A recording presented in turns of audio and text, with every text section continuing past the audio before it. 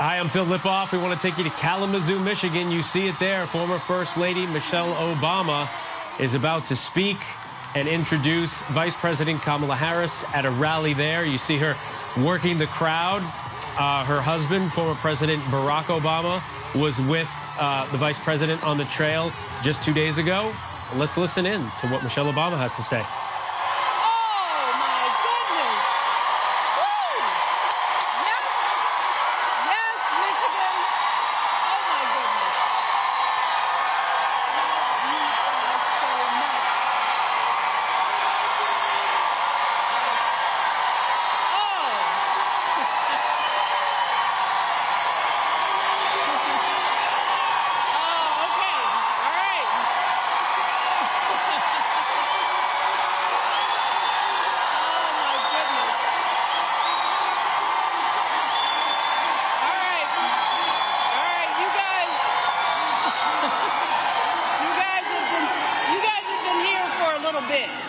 So we want to get this show on the road, especially for our folks standing here in the mosh pit. Hang on there. We love you. Well, let me just start by saying hello, Kalamazoo. Or should I say Kamalazoo?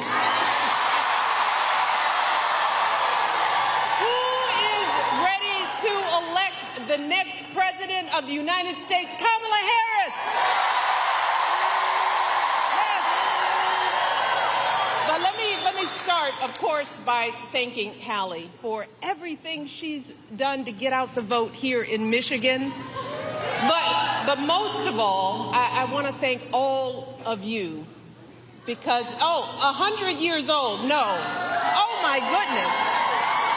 You look amazing.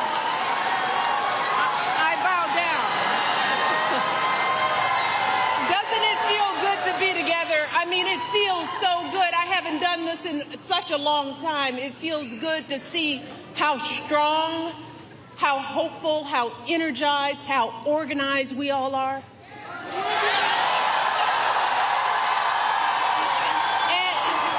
And we need that.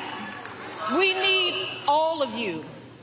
Because right now, as you know, this race is close. It's too close for my liking. And I came out here to Michigan because I am someone who takes her own advice to heart. I know that if we want to help this country finally turn the page on the politics of hatred and division, we can't just sit around and complain. No, we've got to do something. If we want to usher in the next generation of American leadership, we have got to do something. If we want to elect someone with a character that is worthy of the Oval Office, someone with the strength of heart to guide our country to a better day, we have got to what? And that someone, of course, is my dear friend Kamala Harris. And Michigan, I am so hopeful about the energy and poise and joy that Kamala has injected into this race. And if you know Kamala like I do, that's no surprise. I mean, think about it. No one could have predicted the way everything would have unfolded this summer. And yet, in a critical moment when our country needed her, Kamala couldn't have been more prepared to meet that moment. And she's met it every single day since. Yes. Oh, she's filling arenas in a way we haven't seen for years. She's building a remarkable campaign in record time, dominating her opponent so thoroughly in the debate, he was too scared to face her again.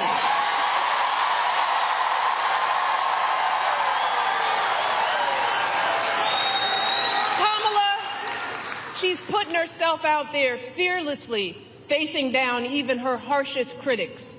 She's seeking out Republicans to find common ground. And unlike her opponent, she's not ducking interviews or cowering in safe spaces only with fawning audiences. No, she's showing us what a sane, stable leader looks like.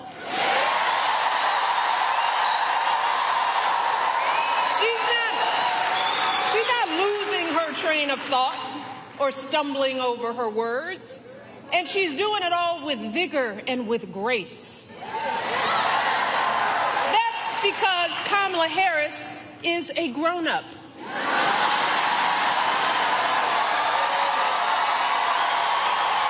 And Lord knows we need a grown-up in the White House. Someone with the maturity and fresh ideas to keep moving our country forward. Kamala is the only candidate in this race who has outlined a clear set of policies, including focusing on lowering costs and reducing drug prices for all Americans, giving tax credits to first-time home buyers, folks starting small businesses, and working families raising our kids. Let me tell you, it is a remarkable plan. And these remarkable last few months mirror the way Kamala has handled herself her entire life, fighting for working people and the vulnerable, first as a prosecutor, then as an attorney general, then as a U.S. senator, and now as our Vice President of the United States. Taking on the big banks, the transnational gangs and predatory for-profit colleges, and always doing it, holding her head high with warmth and dignity and class. So Michigan, do not buy into the lie that we do not know who Kamala is or what she stands for. This is someone who understands you, all of you, someone from a middle-class family raised mostly by her mom, like so many of us, leaning on her neighbors like we all do. That's what you want in a president, someone who gets you and will have your back. Take it from me. And I know good people. Kamala Harris is an extraordinary human being. She is an extraordinary candidate. And she will be an extraordinary president of the United States of America. Mark my words, because I don't lie. So Michigan, with all that being said, I got to ask myself, well, why on earth is this race even close? I lay awake at night wondering what in the world is going on. And it's clear to me that the question isn't whether Kamala is ready for this moment, because by every measure, she has demonstrated that she's ready. The real question is, as a country, are we ready for this moment? Are we willing to do what it takes to get her across the finish line, or are we going to let ourselves get distracted and fall for the scam? Are we going to lose sight of the dire consequences if we come up short? And right now, folks, I have to be honest, I'm not completely sure of the answers to those questions. Y'all give me great comfort in this arena. But this is a big country. And that's why all of my hope about Kamala is also accompanied by some genuine fear. Fear for our country. Fear for our children. Fear for what is coming our way if we forget the stakes in this election. And y'all, that's why I'm here today. And y'all know I hate politics. But I hate to see folks taken advantage of even more. So I wanted to do everything in my power to remind the country that I love, that there's too much we stand to lose if we get this one wrong.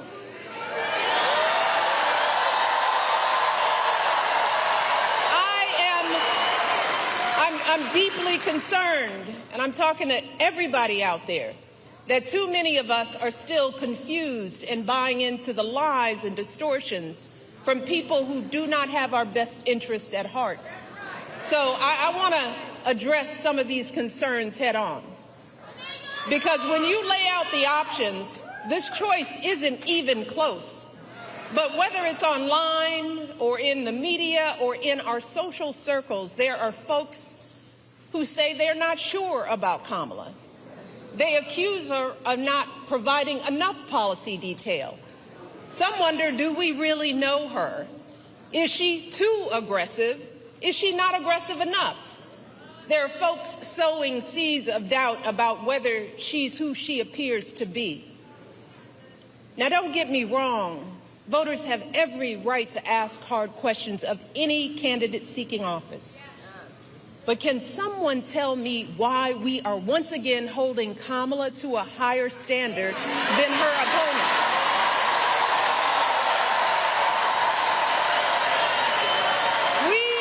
We expect her to be intelligent and articulate, to have a clear set of policies, to never show too much anger, to prove time and time again that she belongs. But for Trump, we expect nothing at all. No understanding of policy, no ability to put together a coherent argument, no honesty, no decency, no morals.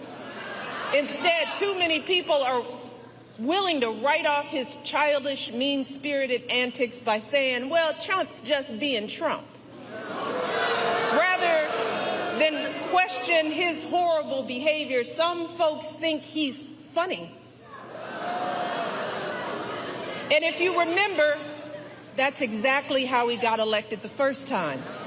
Folks gave him a pass and rolled the dice, betting that he couldn't possibly be that bad. And then there were those folks who didn't think it really mattered who the president was, if you can believe that. And still others who thought it'd be a good idea just to blow up our entire democracy. Let us not forget how badly that worked out for all of us. Let us not forget the incompetence and the corruption, the chaos that was the cornerstone of his entire 4 years in office. Let's start with the pandemic. Remember how woefully unprepared he was, how he was sowing seeds of fear and confusion, endangering lives with his lies and ignorance, denigrating the doctors and scientists trying to help us. You want to talk about plans?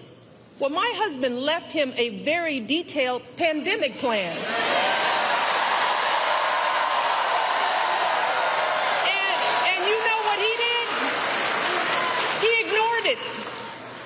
He had no clue how to get us out of that crisis. No ability to bring back the millions of jobs we lost so suddenly. No idea how to get our students back into school safely. No attempt to help stem the epidemic of loneliness and isolation that too many of our young people are still dealing with. And his failures had real cost. America lost 7 million more jobs during the COVID downturn than the European Union. Among wealthy nations, the United States had one of the highest COVID death rates. Again, all of this occurred with Trump in charge.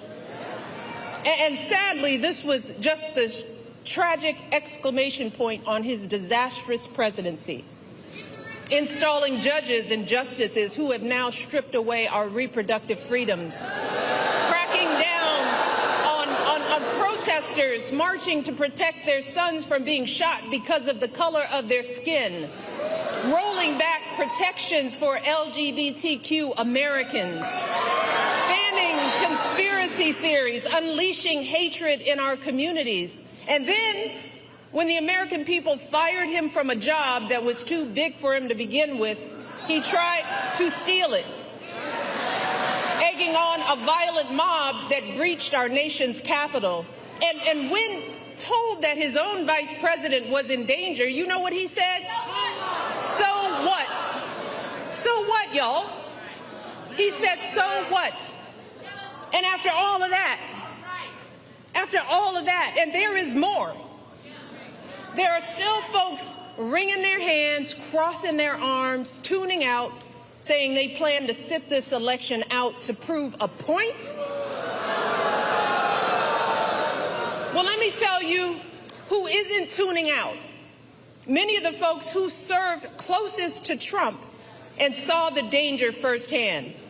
His former vice president, almost half of his former cabinet members, the growing list of four-star generals and Republican governors and senators and former House members, all of whom are not publicly supporting his candidacy the second time around. You all hear what I said? They are saying no, thank you. Many are speaking out. His chairman of the Joint Chiefs of Staff, for example, said, and these are his words, that Trump is fascist to the core. His Joint Chief of Staff. These folks know that nothing this man says or does is funny in any way. So I hope you'll forgive me if I'm a little frustrated that some of us are choosing to ignore Donald Trump's gross incompetence while asking Kamala to dazzle us at every turn. I hope that you'll forgive me if I'm a little angry that we are indifferent to his erratic behavior, his obvious mental decline, his history as a convicted felon, a known slumlord, a predator found liable for sexual abuse, all of this while we pick apart Kamala's answers from interviews that he doesn't even have the courage to do, y'all. So, I am praying that those of us contemplating voting for Trump or not voting at all will snap out of whatever fog we are in. I am praying that we consider the decades of sacrifice and struggle by all of our ancestors, the folks who marched and sacrificed and shed their blood for us. We have to ask ourselves, is a vote for Trump or no vote at all the way we honor their lives? And if that's the case, well, that surely doesn't sound like freedom to me. Because let me tell you, in any other profession or arena, Trump's criminal track record and amoral character would be embarrassing, shameful, and disqualifying. So, I hope that you will forgive me if I am worried that we will blow this opportunity to finally turn the page on the ugliness once and for all. Because believe me, if Donald Trump is president again, at some point or another, that ugliness will touch all of our lives. And it will not matter what you look like, how you worship, who you love, or how you vote. If you don't make 6 or 8 or 12 figures, if you're not famous, if you criticize or disagree with him in any way, if he doesn't view you as his equal or relevant to his ambitions, I promise you, he will not think about you when he gets into the Oval Office. And that will have real consequences for all of us. If your town gets hit by a natural disaster, who do you want looking out for you? Is it Donald Trump, who's spreading so many lies and conspiracy theories about climate change and FEMA that the workers in North Carolina trying to help folks clean up after the last hurricane were fearing for their safety? Or is it Kamala Harris, who has been meeting with local officials, comforting the families in that state and doing everything she can to get folks the help they need? If you're saving up to buy a house or pay off student loans, if you're caring for your kids or your parents or both, if you are a farmer, a factory worker, a paralegal, anyone whose job may be changed or replaced by technology, who will actually be thinking about you?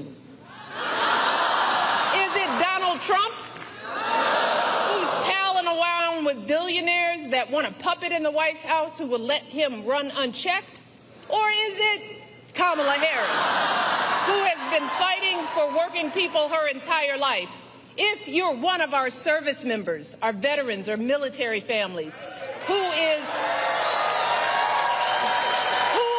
going to value your service and sacrifice? Is it Donald Trump, who has called those who gave their lives for our country suckers and losers? Or is it Kamala Harris,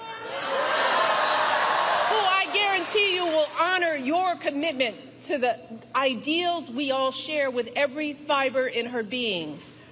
And if you are a mother who has lost sleep worrying if your son could be the victim of a nightmare traffic stop gone bad, if you've ever been out there marching and weeping for justice, who do you think is going to have your back?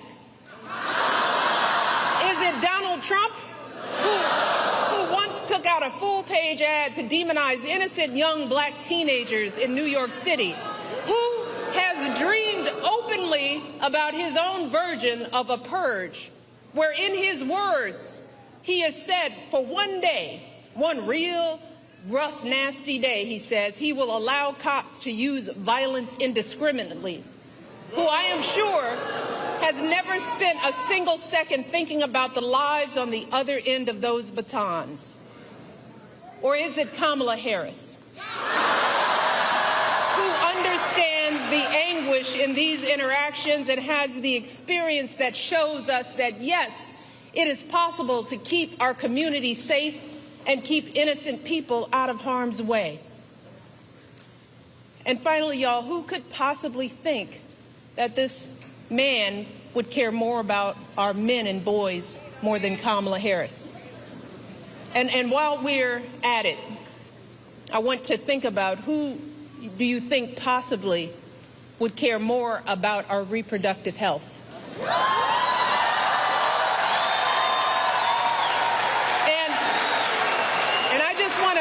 Take a moment with this particular question, because there is so much that gets lost in the conversation about women's reproductive rights. And I want the men in the arena to bear with me on this, because there's more at stake than just protecting a woman's choice to give birth. And sadly, we as women and girls have not been socialized to talk openly about our reproductive health. We've been taught instead to feel shame and to hide how our bodies work. Some young girls enter puberty not knowing what to expect. Too many of us suffer with severe cramps and nausea for days on end every single month. And then on the other end of the reproductive timeline, too many women my age have no idea what's going on with our bodies as we battle through menopause and debilitating hot flashes and depression. See, fellas, most of us women, we suck up our pain and we deal with it alone. We don't share our experiences with anyone, not with our partners, or our friends, or even our doctors. Look, a woman's body is complicated business, y'all. Yes, it brings life, and that's a beautiful thing. But even when we are not bearing children, there is so much that can go wrong at any moment. Every woman here knows what I'm talking about. An unexpected lump, an abnormal pap smear or mammogram, an infection, a blockage, all of which could be early signs of a variety of life-threatening cancers. And in those terrifying moments when something goes wrong, y'all, which will happen at some point to the vast majority of women in this country, let me tell you, it feels like the floor falls out from under us. In those moments, all we have to rely on is our medical system. In those dark moments, all we have to rely on is our faith in a higher power and the experience of doctors to get us the care we need in a timely manner. And look, I don't expect any man to fully grasp how vulnerable this makes us feel. to understand the complexities of our reproductive health experiences. In all honesty, most of us as women don't fully understand the breadth and depth of our own reproductive lives, you know? And that's because our experiences are often neglected by science. There's a huge disparity in research funding for women's health. And if you happen to look like me and report pain, you're more likely to be ignored, even by your own doctors, studies show. So let me take a minute to help folks, especially the men in our lives, to get a better sense of what could happen if we keep dismantling parts of our reproductive care system piece by piece, as Trump intends to do. I want folks to understand the chilling effect, not just on critical abortion care, but on the entirety of women's health, all of it. There are good reasons why so many women and physicians are horrified by what's happened since Donald Trump's justices overturned Roe v. Wade. We're seeing women scrambling across state lines to get the care they need. Just this week, a major medical journal reported that after Roe was overturned, infant mortality in this country rose, in large part because women are being forced to carry fetuses that won't survive to term. One woman spent 22 days in jail on murder charges after she miscarried in her own bathroom. We are seeing doctors unsure if they can treat ectopic pregnancies. Doctors being told they can't treat a woman until she becomes so close to death that only a life of the mother exception will allow them to act. So just imagine the profound effects for all of us if Donald Trump wins this election. In states that are already putting abortion bans into effect, his FDA could further outlaw patchwork systems of telehealth appointments and mail-order pills, thereby eliminating the last remaining protections for women in those states. He could take actions that effectively ban abortion nationwide, which would put all of us in danger, no matter what state we live in. We will see more doctors hesitating or shying away from providing life-saving treatments because they are worried about being arrested. More medical students reconsidering even pursuing women's health at all. More OB/GYN clinics without enough doctors to meet demand, closing their doors, leaving untold numbers of women in communities throughout this country without a place to go for basic gynecological care, which in turn will leave millions of us at risk of undiagnosed medical issues like cervical and uterine cancers. This is real. So do you think Donald Trump is thinking about the consequences for the millions of women who will be living in medical deserts? Does anyone think he has the emotional maturity and foresight to come up with a plan to protect us? Y'all, we are teetering on the edge. Even before these state bans, America was already lagging behind every other wealthy nation on measures like maternal mortality and paid leave. So we could be right back to the days before Roe, which many young people here don't even remember. The days when abortion wasn't as safe as it is today. The days when the number of mothers of color dying in childbirth was 30 to 40% higher than when it was under Roe. So to the men who love us, let me just try to paint a picture of what it will feel like if America, the wealthiest nation on earth, keeps revoking basic care from its women, and how it will affect every single woman in your life. Your girlfriend could be the one in legal jeopardy if she needs a pill from out of state or overseas, or if she has to travel across state lines because the local clinic closed up. Your wife or mother could be the ones at higher risk of dying from undiagnosed cervical cancer because they have no access to regular gynecological care. Your daughter could be the one too terrified to call the doctor if she's bleeding during an unexpected pregnancy. Your niece could be the one miscarrying in her bathtub after the hospital turned her away. And this will not just affect women, it will affect you and your sons. The devastating consequences of teen pregnancy won't just be borne by young girls, but also by the young men who are the fathers. They too will have their dreams of going to college, their entire futures totally upended by an unwanted pregnancy. If you and your partner are expecting a child, you will be right by her side at the checkups, terrified if her blood pressure is too high, or if there's an issue with the placenta, or if the ultrasound shows that the embryo was implanted in the wrong place, and the doctors aren't sure that they can intervene to keep the woman you love safe.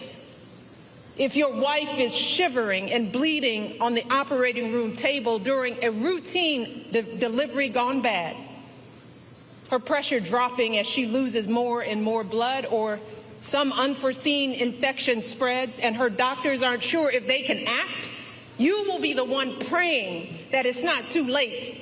You will be the one pleading for somebody, anybody, to do something. And then there is the tragic but very real possibility that in the worst case scenario, you just might be the one holding flowers at the funeral. You might be the one left to raise your children alone. See, these are just some of the ways women die during childbirth. And I don't want to be a downer, y'all. But in many cases, there is no warning, and things go bad very quickly.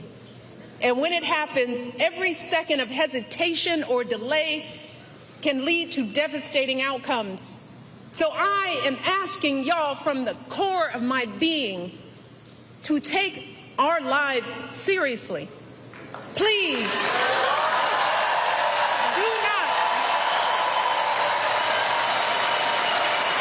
do not put our lives in the hands of politicians, mostly men, who have no clue or do not care about what we as women are going through, who don't fully grasp the broad-reaching health implications that their misguided policies will have on our health outcomes.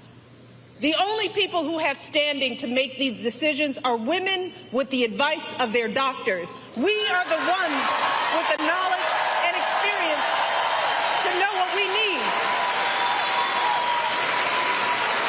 So please, do not hand our fates over to the likes of Trump, who knows nothing about us, who has shown deep contempt for us. Because a vote for him is a vote against us, against our health, against our worth.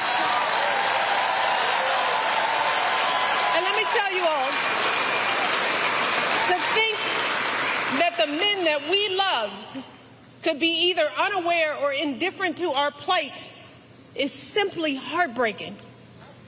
It is a sad statement about our value as women in this world. It is both a setback in our quest for equity and a huge blow to our country's standing as a world leader on issues of women's health and gender equality. So fellas, before you cast your votes, ask yourselves, what side of history do you want to be on?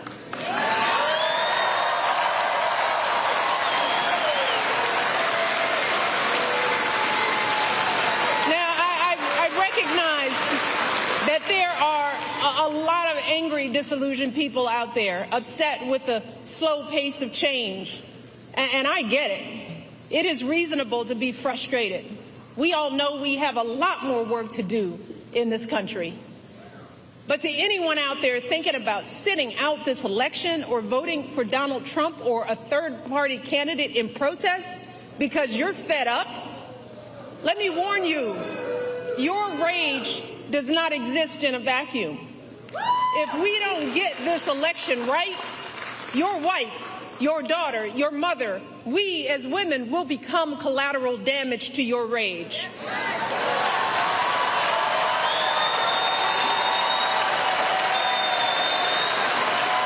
So men prepared to look into the eyes of the women and children you love and tell them that you supported this assault on our safety? And to the women listening, we have every right to demand that the men in our lives do better by us. We have to use our voices to make these choices clear to the men that we love. Our lives are worth more than their anger and disappointment. And we are more than just baby-making vessels.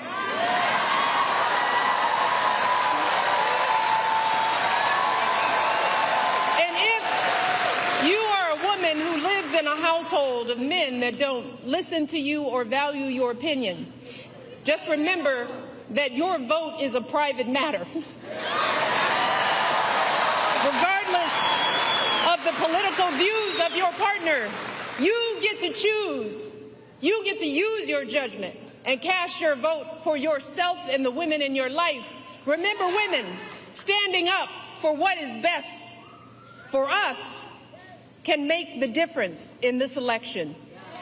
So let us use our voices in these final days to make it plain to the men in our lives that we need to stand not with Trump, but with us. We need them to vote for the only candidate in this race who will protect our lives. We need them to vote for Kamala Harris. Kamala, she will fight to restore our reproductive freedoms and defend our health. Kamala will fight for our access to life-saving emergency care and maternal care in every state. Kamala will veto any abortion ban or bill that restricts access to contraception or IVF. Kamala will expand access to birth control and abortion pills. And she will do all of this not because she's a woman, but because she's a decent human being.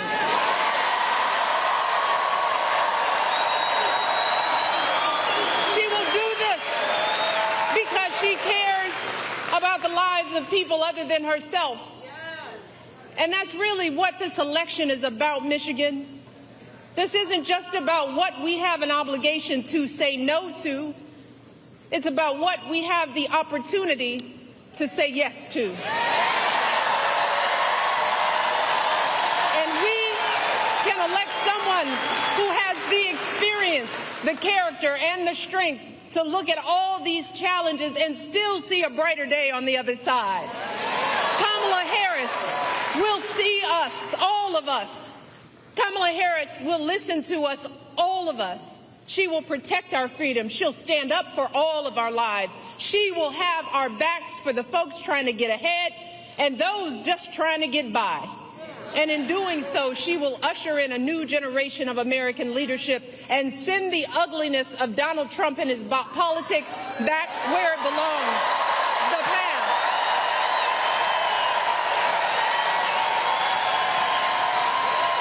But Michigan, she cannot do any of this alone. So I'm asking you one last time. Let us not just sit around and complain. Let's do something. If your brother or your son or boyfriend needs to hear your perspective, are you willing to talk to them? Are you willing to send a video of what I've just said? Are you willing to do something? If you have an aunt who's thinking about sitting this one out or voting for a third party, are you willing to have an uncomfortable conversation? Are you willing to do something? If you have an extra hour or extra weekend, are you willing to knock on doors and talk to your neighbors? Are you willing to do something? Look, Michigan, we've just got 10 more days to make it happen. 10 more days to wave goodbye to the incompetence and hatred and division. 10 more days to welcome in a leader with the character and the heart and the strength worthy of the office she seeks and worthy of the country that we all love. Michigan, let's give Kamala everything we've got. Can we get this done? Can we get this done, Michigan? We need